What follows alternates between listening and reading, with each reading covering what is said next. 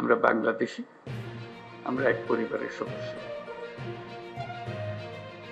বলার অধিকার, ধর্মের অধিকার। ভারতীয় আগ্রাসনের বিরুদ্ধে ঐক্যবদ্ধ থাকার ঘোষণা। ডক্টর ইউনূসের নেতৃত্বে জাতি ঐক্যবদ্ধ।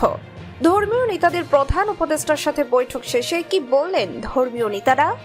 ভারতীয় আগ্রাসনের বিরুদ্ধে হিন্দু মুসলিম ঐক্যবদ্ধ লড়াই করব বলেন রুহুল কবির রিজভী।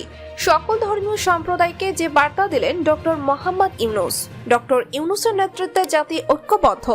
ভারতের আগ্রাসনের বিরুদ্ধে সবাইকে সোচ্চার হওয়ার আহ্বান জানিয়ে বিএনপির সিনিয়র যুগ্ম মহাসচিব রুহুল কবির রিজভী বলেছেন, ভারতীয় আগ্রাসনের বিরুদ্ধে আমরা হিন্দু মুসলিম সবাই একসাথে লড়ব।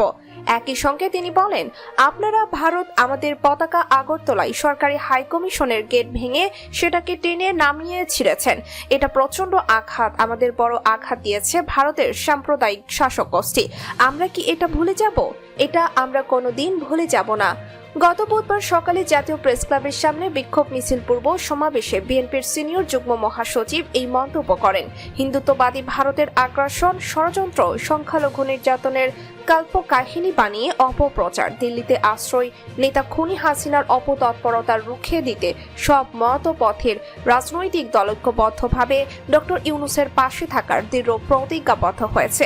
এখন থেকে দেশের সার্বভৌমত্বের বিরুদ্ধে যে কোনো আঘাত এলে দল ও মত নির্বিশেষে সব দল কাঁধে কাঁধ মিলিয়ে প্রতিহত করবে। গণহত্যাকারী হাসিনাকে আশ্রয় দিয়ে ভারত একের পর এক ষড়যন্ত্র করছে বাংলাদেশের বিরুদ্ধে। এমন পরিস্থিতিতে অন্তর্বর্তী সরকারের প্রধান উপদেষ্টা ডক্টর মোহাম্মদ ইউনূস ভারতের সব ধরনের ষড়যন্ত্র ঐক্যবদ্ধভাবে রুখে দিতে জাতীয় ঐক্যের ডাক দেন। তার ডাকে সাড়া দিয়েছে দেশের সব রাজনৈতিক দল, ধর্মীয় নেতা ও শিক্ষার্থীরা। এমনকি হিন্দু সম্প্রদায়ের নেতারাও ভারতের অপপ্রচার রুখে দেওয়ার ঘোষণা দিয়েছেন। রাজনৈতিক দলগুলোর সঙ্গে বৈঠকের পর আইন উপদেষ্টা ডক্টর আসিফ নজরুল জানান, রাজনৈতিক দলগুলো সব দলকে নিয়ে কাউন্সিল করে ঐক্য করার সুপারিশ করেছে। রাজনৈতিক দলগুলো ফ্যাসিস্ট হাসিনা এবং ভারতীয় ষড়যন্ত্রের বিরুদ্ধে ঐক্যবদ্ধ থাকার প্রতিশ্রুতি দিয়েছে। সব দল ও সরকার মিলে একটি কাউন্সিল করে ঐক্য গড়ে তোলার সুপারিশ করেছে। প্রধান উপদেষ্টার সঙ্গে বৈষম্য বিরোধী ছাত্র আন্দোলনের সমন্বয়ক ও জাতীয় নাগরিক কমিটির নেতারা বলেছেন, দেশের সার্বভৌমত্ব ও অখণ্ডতা প্রশ্নে ভারতকে এক চুলো ছাড় দেওয়া হবে না। বাংলাদেশ সম্প্রতির দেশ, বিশ্ব দরবারে সেই তথ্য তুলে ধরতে হবে।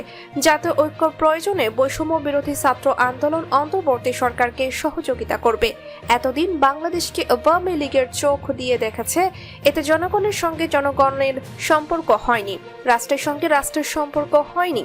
আমরা প্রধান উপদেষ্টাকে বলেছি, ভারতের জনগণের সঙ্গে আমাদের দেশের জনগণের বিমাতা সুলভ সম্পর্ক নেই।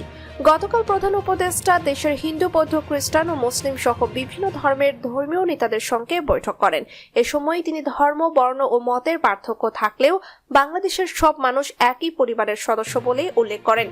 তিনি বলেন, আমাদের শত পার্থক্য থাকা সত্ত্বেও আমরা পরস্পরের শত্রু নই। আমাদের জাতীয়তা পরিচয়ের প্রশ্নে এক জায়গায় চলে আসি। আমরা বাংলাদেশি, এক পরিবারের সদস্য। ভুল তথ্যের বিষয়ে সবাইকে সজাগ ও সতর্ক থাকতে হবে।